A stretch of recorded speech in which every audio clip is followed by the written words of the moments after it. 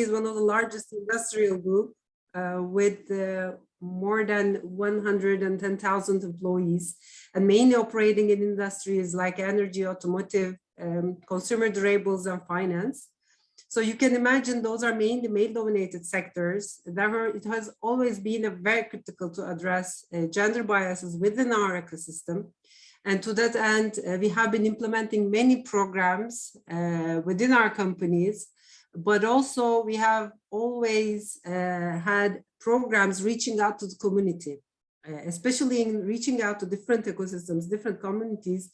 The partnerships is key. That's why we have launched last year together with UNDP and K-Works this Boost program to support digitalization journey. Last year with NGOs, and this year with you, with Women Innovators. So this is an excellent example of achieving results. So this is our joint effort to close the gender gap in innovation and technology. As I mentioned last year, we have worked together again to support civil society organizations, and which you will hear today about their experiences. To produce digital tools to maintain their services through online applications and platforms, especially to overcome the challenges that COVID has brought.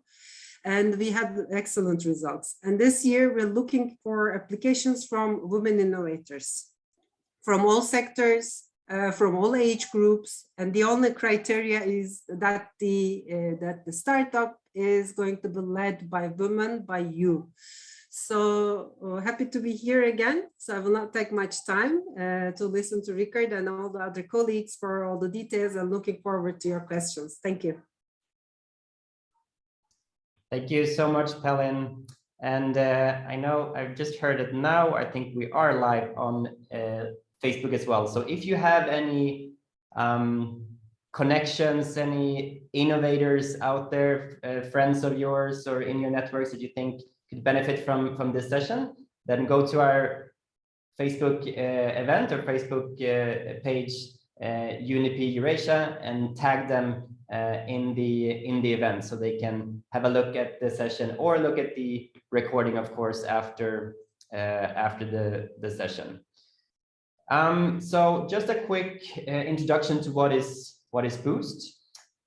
We launched this last year, or 2 years ago, I should say, as a response to the socioeconomic impact of COVID-19. And we launched it as a platform to run innovation challenges. We have run so far 3 challenges on the platform. And we, together with our partners, have set up an acceleration program that is running for 16 weeks, fully online. It's quite intense, but it is what we see as a good methodology for impact acceleration. And you will see, when you will hear from the alumni from last year, what they benefited from the program and how they managed to scale their innovations as well as one of the benefits from the program, as one of the outcomes of the program. It is run by UNDP Europe and Central Asia. We have a regional hub here in Istanbul, and the program that we just launched has actually 2 tracks. So it's one for the region Europe and Central Asia, and there's one specific track for Turkey, and that's the one we will be talking about today. Sustainable development, that's of course the mandate of the UN, and this is the agenda that we have as part of this program, to get as many actors as possible aligned with this agenda. We believe in systems thinking. The development challenges that we are addressing through the Boost is quite complex, and we see a need to really understand the dynamics and the interconnections in the systems that we are trying to change. And as one of the things that we're trying to do with Boost is to get together a portfolio, a cohort of innovations that together are working addressing different development challenges. Partnerships, super important, of course. We couldn't do this alone, and Koch Holding and K-Works are, of course, two of our key partners in this. And inclusive technology. A lot of our parts of the program and much what we did last year was focusing on the digital transformation of the companies. And that is something that's going to be part of the program this time around as well. The thematic areas in general, when we co-design together with our partners and launch a call on the Boost platform, are linked to the mandate of UNDP. We look at poverty, inequality, governance, resilience, environment, and energy, and gender equality. And gender equality is, of course, extra important for this call. We couldn't have done this without our partner STEM for All. So I'm gonna invite Tiffany to say a few words. So why in this call we're focusing on women innovators and women-led startups in Turkey. So over to Tiffany. Thank you, Ricard. As Rick announced, I'm coordinator of the UNDP's STEM for All platform, which aims to raise awareness of the gender gap in STEM education, careers, and entrepreneurship, to spotlight women really in STEM who are already achieving great things, and to co-create solutions to tap into this pool of talent that we are missing out on. So it gives me great pleasure to collaborate with the Boost team on this challenge dedicated to women-led startups in Turkey to scale their innovations that use technologies and digital tools to achieve on the 2030 Agenda for Sustainable Development Goals. So as Rick said, I was going to give a contextual analysis, like why is it important to focus on women-led startups?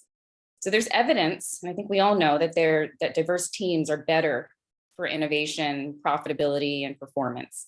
People with different lived experiences, they come to the table and lend different perspectives. However, there are structural inequalities and harmful social norms that prevent women and girls from taking advantage of the opportunities offered by the digital transformation here in the region, as well as the importance of having gender-sensitive innovation. So here are just some fundamental facts that hinder women and girls' participation in entrepreneurship. So on average, women are 4 times less likely than men to have advanced ICT skills. More than 60 million women in Europe and Central Asia have no access to mobile internet and are more likely than men to miss out on learning and work opportunities. When we look at women's participation in the digital economy and in STEM, they're greatly underrepresented as ICT students and professionals. In Turkey, the share of women enrolled in ICT programs is 26% and 24% in engineering programs. And they make up about 23% of the ICT workforce in Turkey and most likely occupy jobs with less status and decision-making power. And then finally, when we look at the status of women in innovation, the technology industry currently suffers from a significant underrepresentation of women, and many women entrepreneurs lack access to affordable finance. Only 2% of investment capital goes to women-led tech companies and startups. So the Boost program goals really resonate with what we have heard from STEM for All's recently launched network of mostly external members. Access to skills, mentorship, networks, and funding are key. So it's an opportune time for startups to explore new markets. Already we're seeing massive growth in markets that address specific needs of women. For example, women's health tech, which is poised to grow at a rapid pace, making it a viable investment opportunity. The ed tech sector is booming, and there are women teachers who are leading the charge.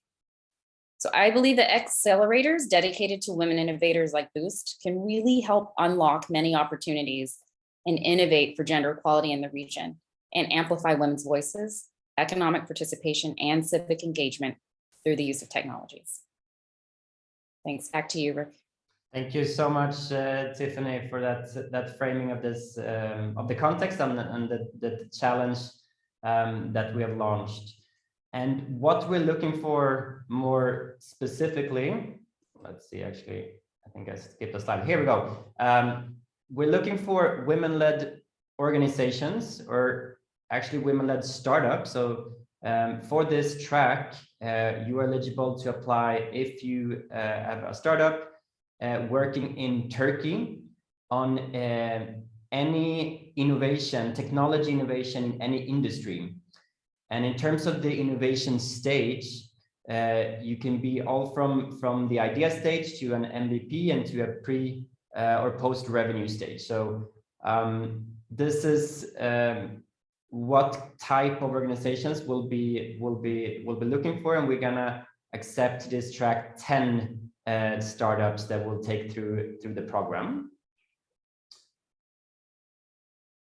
In terms of the selection criteria and what we'll be looking for when we actually select the applicants, so the deadline for applicants is the 1st of March, and after that a jury of experts will go through all the applications and look for viability of the innovation, scalability, the degree of innovation novelty, impact potential, and management. We want to see that you have a team with clear roles and responsibilities and capabilities to actually implement the innovation. But also through the program will of course help you in strengthening those capabilities. The program, as I mentioned, is 16 weeks fully online, and there's different modules to it. UNDP from UNDP will take you through in the beginning of the program a sense-making workshop for you to better understand the assets, the partners, the specific things to have in mind in the context that you're working. We'll take you through a module of impact measurement and management. We have a big module in leadership and business development, and this is what K-Works will be leading you through. And I'll hand over in a second to Beryl to really go into a bit more detail on what this means. We have a module on behavioral insights, digital transformation. UNDP has a crowdfunding academy that you'll take part in to learn how to design and run successful crowdfunding campaigns. You'll get matched with a mentor through K-Works network that will support you through your journey, and will also, as much as possible, try to get the organizations within the cohort to support each other and to learn from each other and really engage and see if there's any potential partnerships as well that you can build between the Boost participants. And then we have some Boost talks. That's some public events where we bring in industry experts. We've had last year from Google, from different startup ecosystems. So that's an extra feature of the program. But I'll hand over now to Beryl, manager at K-Works, Koç University's Entrepreneurship Research Center, and I'm going to let you share your slides. So let me see if we can get. Yeah, thanks, Rickard. Just let me share my screen.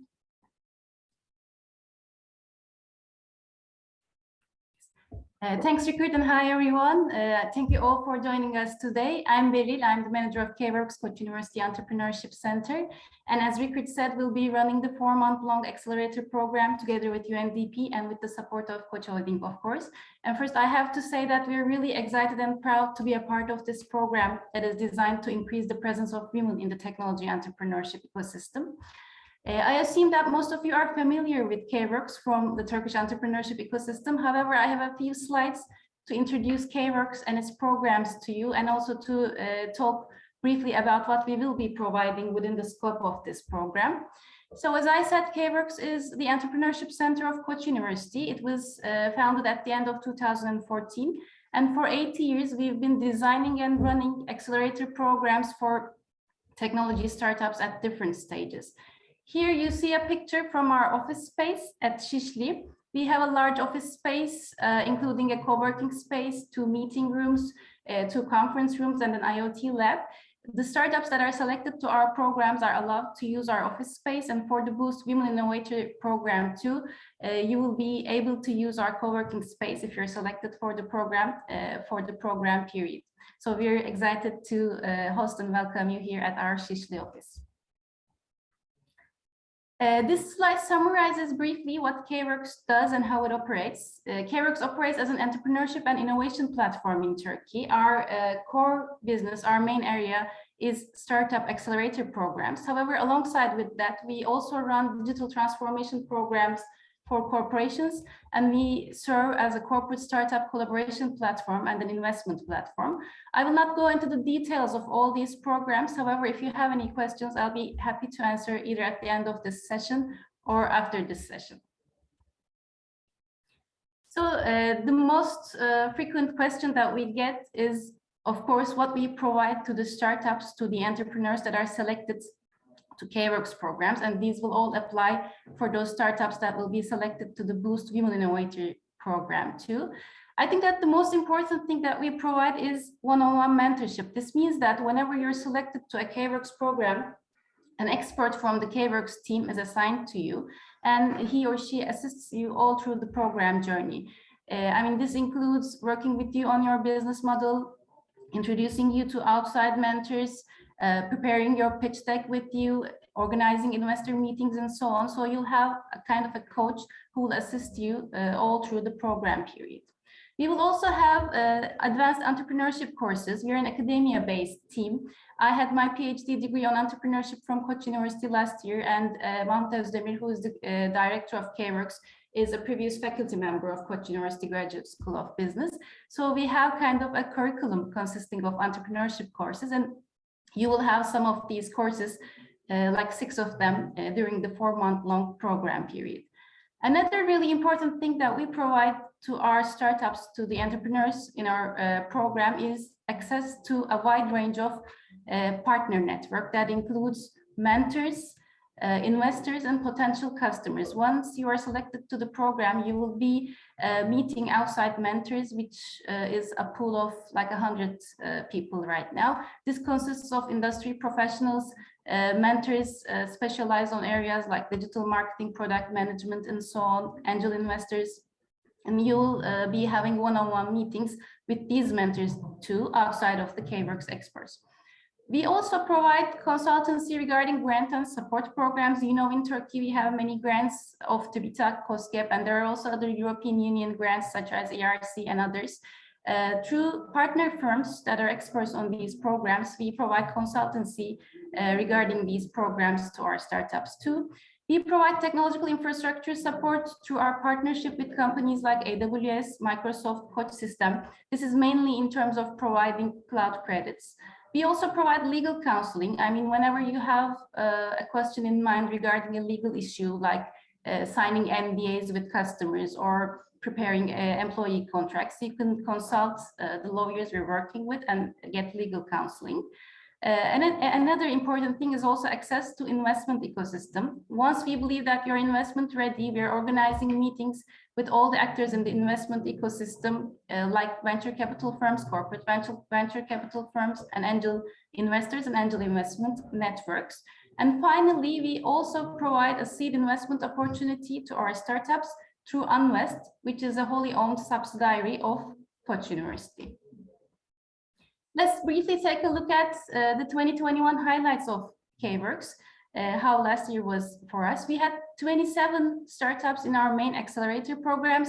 We provided over 30 courses to our startups. 74 mentors provided over 200 hours of mentorship to our startups. Now, as I said, this number is close to 100 mentors. We ran 10 programs last year, including our main accelerator programs, Boost Civil Society Technology Challenge, TÜBİTAK's big program, and the entrepreneurship program we run for Türk Traktör. Also, 24 startups received a total of 4.8 million TL grant support from TÜBİTAK within the scope of big program last year. And our startups had over 100 one-on-one meetings with investors, with potential investors, like I said, VCs, CVCs, and angel investment networks. And within last year, active and graduate K-Works startups received over 2 million euros of investment. So I can say that last year was pretty successful for a year for K-Works and its startups. I also added a brief profile of K-Works startups, how it was last year, just to give you an idea. Last year, the startups in our program, 44% of them were deep tech startups, either hardware or software. 24% were providing software as a service solutions, 12% were providing platform as a service solutions, and 20% were developing web or mobile applications. So this is just to give you an idea. For the Boost Women Innovators program, we're not looking for a certain category of startups. You can belong to either one of these categories or another. And also in terms of market or technology focus, again, there is no specific sector or technology focus. You can be providing solutions in many market focus areas such as ed tech, health tech, retail tech, property tech, food tech, agri-tech, and many other that I may not have listed. Also, in terms of technology focus area, you can be providing solutions in artificial intelligence, AR, VR, XR, wearables, robotics, cybersecurity, and again, many other. What is important to us is that you're providing a novel technological solution. You have a dedicated team which has the core competencies related to your focus area. And also you have a sustainable, scalable business model, preferably that can be implemented beyond Turkey too. So if you think that you meet these criteria, we strongly encourage you to apply. And we're more than excited to meet and start working with these high potential women-led startups in Turkey. And this is all I have to say for now. And if you have any questions, like I said, I'll be happy to answer at the end of the session. Thanks, Richard. Thank you so much, Beryl. And I see there's some questions already coming in. So please, if you have any questions, then use the Q&A function if you're in the Zoom call. If you're watching on Facebook, you can add comments to the event on Facebook or the live streaming there.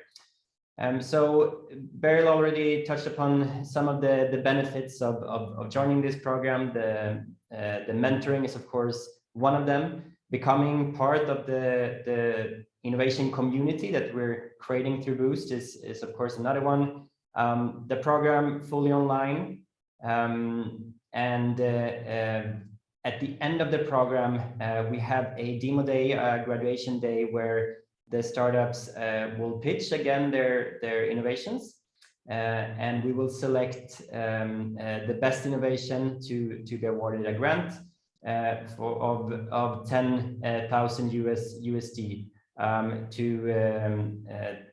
implement and scale the innovation also after the program has ended. And UNDP is an organization working in 170 countries and territories, and that's of course something that we are leveraging through this program. So if you're interested in scaling to other countries, we do have a great network and long-standing partnerships in almost any and every country and territory in the world to connect you with. In terms of the timeline, the call was launched in February. 1st of March we'll have that's the deadline for applications. In March at the end of March we'll announce the participants, and then the program will start in April and run through July, with the last day being the demo day or the graduation day. And after that, we'll of course continue providing the support we can, and we're building an alumni network where you can exchange ideas and connect and team up with other Boost participants or previous Boost participants. All right, so let's see if there's any questions. Maybe I can hand over to, before we listen to the alumni, Honor, do we have any questions coming in either in the Q&A or on Facebook? Thanks, Rick. Hello, everyone. So I'm checking the questions now in the Q&A section. So we have 2 questions. And also in the chat box, also we have 1 question that I see. So on that part, maybe I can, answer those with addressing them to the partners here. So will there be a different assessment for idea stage applications in regard to the team requirement? How would the team assessment be made for single applicants with idea stage applications? So I would like to address this question to Rick first from our end, since we are working on the eligibility and the selection criteria. So over to you, Rick. Yeah, I think actually Beryl could probably brief you a bit about how we did last year on the or how K-Works are doing usually. So we have the innovation stages are from the idea stage to post-revenue stage. So it's quite a broad span of the stage of the startup that can apply. But Beryl, do you want to come in here and respond to that one? Yeah, sure. Yeah, as Rick said, we're inviting applications from all stages: idea, MVP, pre-revenue, post-revenue. So if you're at the idea stage, of course, we're not expecting that you have a full-fledged team that has all the necessary roles. Still, it will be preferable if you have 2 to 3 people that has the core competencies, as I said, related to your idea. I mean, if you're software development startup, I mean, we look at if you have a software developer in-house or not. So it is enough if you have those several key roles, as I said, 2 to 3 people in your team. You can still apply if you're a single person too. If you think that you're providing a novel solution, technological solution. I think we will be evaluating those idea stage applications, MVP stage applications, and revenue stage applications separately. So team won't be the most important criteria, of course, for the idea stage applications, because you are able to actually form your team throughout the program period too. And for the one company that will be granting the or we're giving the grant at the end, we will have to know that the startup can actually implement this, so that you have the team in place, sufficient team in place to implement it within the next if it's 6 to 9 months. Honor, more questions? Yeah, maybe we can follow with the second question from Deniz Atak. So Deniz is from Vicod. I hope I pronounce it right. Your question is about the grants. So could you give more information about the grants? Is it planned how many participants will access grants, etc.? So I can answer this question, I guess. So out of 10 participants, 1 organization will be awarded one solid grant. But on the other hand, within the program, we will have the Crowdfunding Academy, which will be also providing additional funds and resources for the organizations.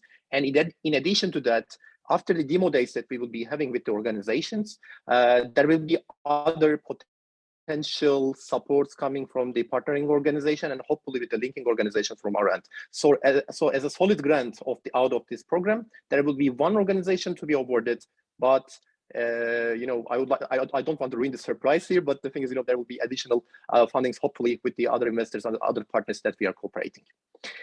So Rick, maybe I can follow with the next question here, if that's okay. Sure. So this question is from Güliz. Güliz asked us that I have a startup in the construction industry, and unfortunately this industry is very niche for the startup ecosystem. We as contact entrepreneurs, like construction technology entrepreneurs, have problem in mentor meetings or programs. Can you share your support on B2B specific support in the construction industry? I know this program is valid for all sectors. So I guess that this question is could also be addressed to Beryl or Pelin here. So I'm looking at Beryl now. Yeah, over to you, Beryl. Sure. I think what Güliz means when she says the support for B2B specific support in the construction industry, she means that the potential customers that we can that they can meet with throughout the program. Well, I cannot directly give you names. Yeah, as you said, construction industry is a niche industry for the startup ecosystem. But we will do our best to arrange meetings with you, with your potential customers, even if they're not in our mentor network. We try and invite them to the program once we know that we have a construction tech startup in our ecosystem. And maybe I can also give it to Pelin if she has more to add in terms of construction industry and the support we can give there. Oh, thank you, Beril. Yeah, I mean, definitely last year, for instance, with the NGOs, we have matched mentors within the coach ecosystem as well, from the coach companies. And whatever the sector is, we will do our best to match your needs as per the mentors and also the support you need. So definitely. But for the call, we don't have a limitation to the industry. The innovations we're looking for are innovations, technology innovations, but there's no limitation to what industry you're working in. Honor, any more questions? Yeah, we can follow with the next questions. We have three awaiting here, I would say, with the chat included, with the chat box included. So this question is from Mina Iriolu. So states that I need the link of applying, and if the project is in the ideation stage, will it be acceptable? So on my end, maybe I can shortly answer this, but Beril, you might answer this better, maybe. So the thing is, we are open to any applications from the ideation stage to the final stage, to the end of product. So on this matter, if your project fits into the selection criteria that we listed on the website and the eligibility criteria, it definitely fits in, and the ideation stage makes no difference here. So over to you, Beril. Maybe you can elaborate this. Yeah, I would say the same thing. It will be eligible at the idea stage too. We do not have a stage limitation, as we said, but again, maybe I can reiterate the criteria. It needs to provide a novel technological solution. If at the idea stage, the team may not be that important, but it is preferable that you have a 2 to 3 person team having the core competencies and a sustainable, scalable business model that is promising to expand beyond the Turkish market too. So if you fit that, certainly you'll be eligible if you're at the idea stage too. Thanks so much, Beril. I'll be following with the other question from Merdiye Yankan. So the idea that we have generated doesn't entirely hold up the technology, but it's part of the project, and also we are looking and expertise to help us in this sense. I'm not quite sure if I'm entirely allowed to apply in this program, but since our project is not wholly technology based, so we can definitely clear it for you.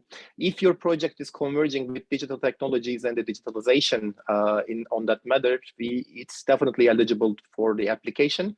So we also received similar questions through emails that the project is not converging with the ideas around technological products or this and that. But the thing is, if you are using the digitalization and the technology in your project, converging with your project, it will be eligible for the application. But I would like to look at again to Beril, if you would like to add up on this. Well, again, I'd say the business model will be important in that case while evaluating the applications. Yes, as Onur said, that if it's converging to digitalization and if you have a scalable business model, it will be evaluated. And of course, the relative position, the relative applications is important too. So I would encourage you to apply. Thanks, Barry. Should we, Onur, before you continue, I know there's a few more questions. Should we do a quick check with one of our alumni first before we continue? And we do have 2 alumni teams in the house. First, we have the Sabancı University that were part of the Boost program last year. We have Ekin Gamze and we have Özge. Ekin Gamze is political analyst and Özge is the strategic collaboration and communications director. It would be really great to hear from you a little bit about your experiences from last year. Anything that you remember from the Boost program? We ran it last year from from 2 years ago. So 2020 in December we started, and we I think we concluded in April last year. So over to you for some quick remarks on your journey as part of Boost. Thank you. I'm going to start. I am Ekin. I'm a policy analyst from Education Reform Initiative. That is somehow connected to Sabancı University, but ERI is a nonprofit that is independent, and we work. It's been established in 2003, like I said, and we work towards an education system that provides quality and inclusive education for all. And our project kind of boiled up to that. So it's a digital platform for all, and it's now, I think, tentatively named like Education Ecosystem Digital Platform.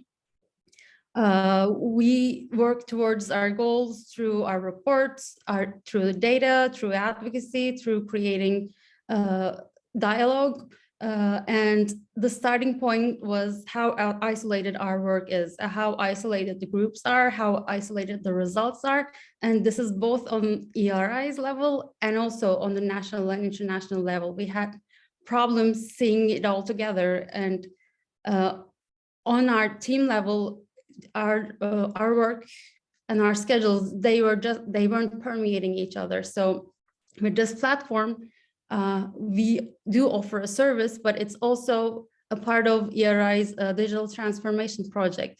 This idea of a digital transformation was on the table for quite a long time, but with Boost, it had been the driving force for us towards this project, because it's a huge organizational overhaul, and the roadmap that was provided to us through Boost kind of in a way forced us to start and go through with this project. And it requires our substantial amount of time. So Özge and I started the project, but it had to turn into a digital transformation team. You mentioned that like the capabilities are needed, and we saw firsthand that it's not a two-person job. We managed to turn and bring together members from other teams and turn into a digital transformation. Like I said, it took substantial amount of time. We learned so much. There were lots of homework, and what was important and different and valuable and unique to us was we managed to reconcile ERI's nonprofit independent point of view with the language of the startups and the innovation and tech. So in the end, we managed to stay true to ourselves, true to our resources, true to our financing, but learned a lot and managed to meet with a lot of different people that we wouldn't otherwise meet. And now I'm turning to Özge, and she's going to go into our network then. Yeah, I would like to start with mentioning the acceleration program, because it was a very intense program of 6 months that we were introduced to many skills and tools like user experience design, user interaction design, wireframing, defining KPIs, metrics, and lots of things that we haven't like thought of. And we were not really like alone throughout this journey, because as Berin mentioned, we had one-to-one mentoring from K-Works that also made us meet with many agencies and like different specialists from technology and digital fields. And also our corporate mentor, Aygas from Coach side. We really appreciate their effort and support throughout the journey, because their IT team also like made us think at an institutional level that how we should communicate our digital service at the executive board level, and also like in terms of our institutional supporters, etc. So that really broadened our horizons. And what else, like maybe I should also mention that mentoring and support that we took from outside mentors, it was very crucial, because we don't have an IT team. So we had to leverage our team's technological capabilities and digital skills a lot. And now like we can say that like we are a kind of a tech savvy civil society organization. And yeah, and our like final product is almost ready to be launched in the coming months. Of course, it's not the final product. We know that it's very iterative process, but it's like considering the speed of the project, it was very fast compared to our other projects going on at the same time. Yeah, that's all from our end. Thank you so much, Eske and Ekin. It's been really great to follow you and your journey over the last year. Honor, do we have any more questions, or should we let Arsu come in? We have one in the chat from Sinem Hun. So we can answer this question, I guess. And it is, I guess, it will be also enlightening some of the concerns, maybe, potential concerns from the other potential participants. So Sinem asks that, she highlights that, there could be some misunderstanding within the two texts, also in Turkish and English. So the question is basically about that. The applicant startup or the project should have a woman project lead. Is it a mandatory or not? So would startups founded by men be eligible if the proposed project is led by a woman? Yes, because our stance is we are trying to see that there is woman ownership in the projects and in the startups. So if there is this woman ownership available there, and woman is leading the team or attending the sessions, or at least owning the project somehow from the start, from the beginning, or in the middle, or at the end, it's definitely eligible for this one, because we are trying to focus on these the active women with startups and with this technology and the digitalization projects within the sector. So I hope that this answers to your questions enough. Thank you, Rick. Over to you.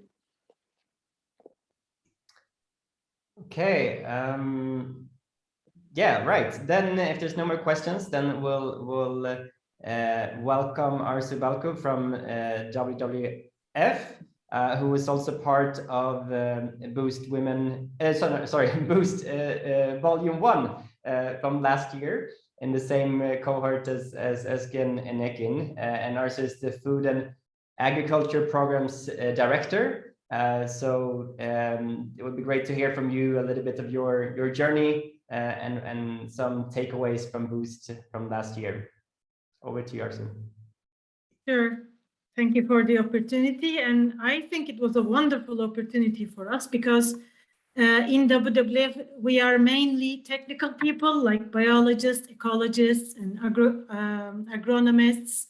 And this program really gave us a lot of information of what we are missing outside. It was all kinds of information on the, the business side, the data managing, and we became aware that we didn't know quite a lot of these things.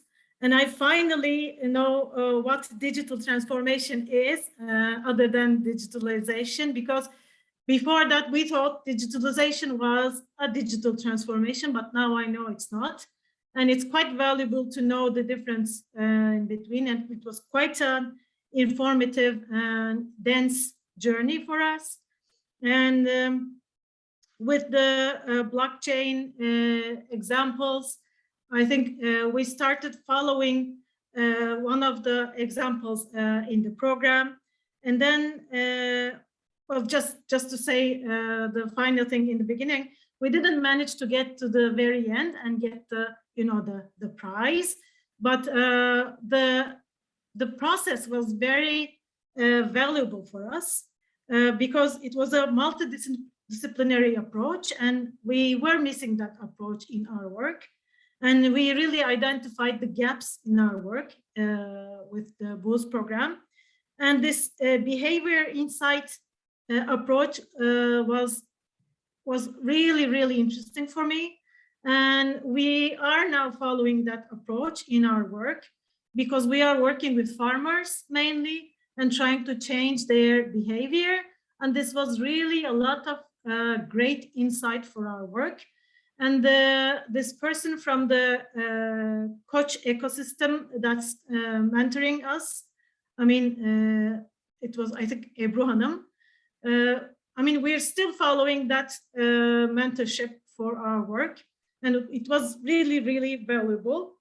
And I'm really, my advice to the newcomers to this program is to spare enough time for the work and for the program, because this is quite valuable information. And if you really spare enough time for it and you do your homeworks and create your team in the best possible way, it will benefit you. I mean, you wouldn't really imagine. because I wasn't able to spare the time it really needs. But even so, I benefited extremely. So I suggest they make enough time. And one thing, I'm just checking my notes. It was really valuable to, we came to meet people that we wouldn't normally be able to meet, like Marvin Liao. He was a Silicon Valley executive. And, even his advice on which books to read and, where to look, things like that really does make a difference to your, approach to your work. And it was really, I would like to thank you all, UNDP, Koç Holding, K-Works, and it was quite an invaluable process for us. Thanks a lot.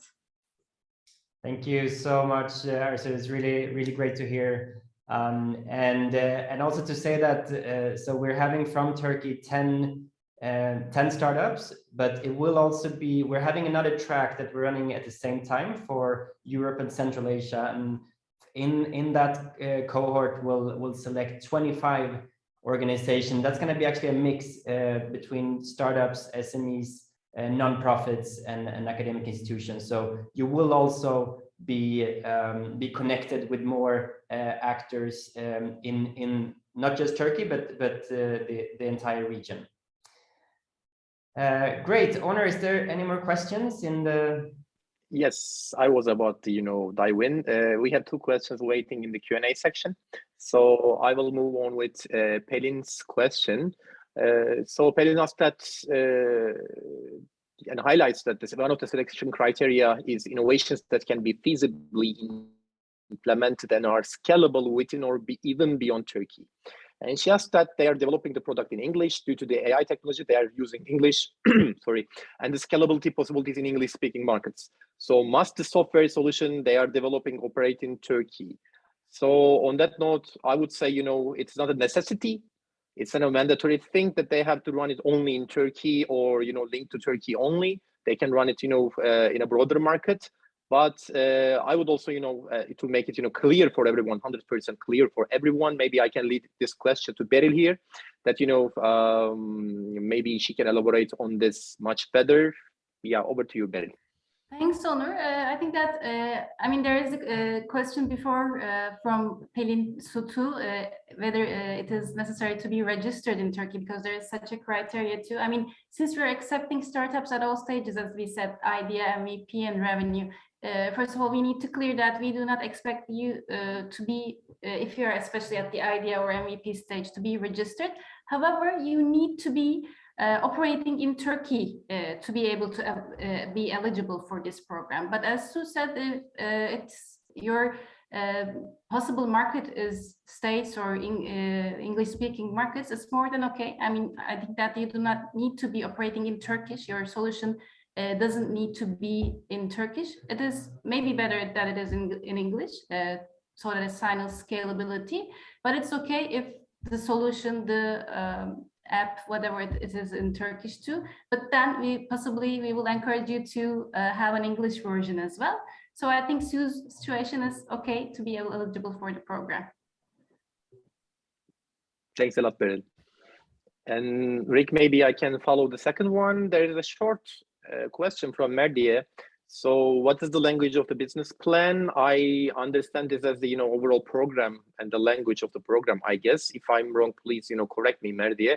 But the overall, the whole program will be run in English and the sections will be all in English. But the thing is, the facilitators and the trainers, from K-Works, and they will be, mostly Turkish. So they will be helping you with also in Turkish, in bilingual aspects.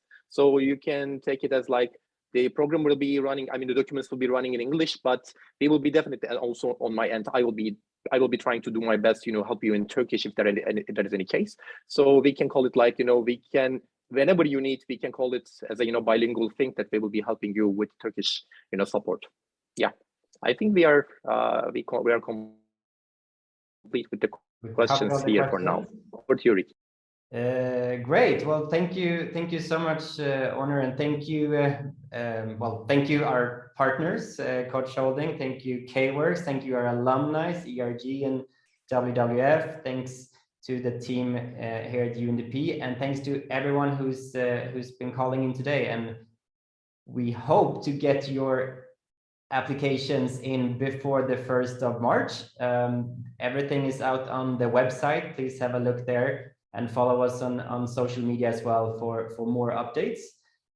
We are really excited to have this this call and this program running very, very soon, and we hope to be able to work with you in this program. So thank you so much for joining today. Have a great Tuesday, everyone. Bye bye. Thank you. Bye, everyone. Thanks, everyone. Thank you.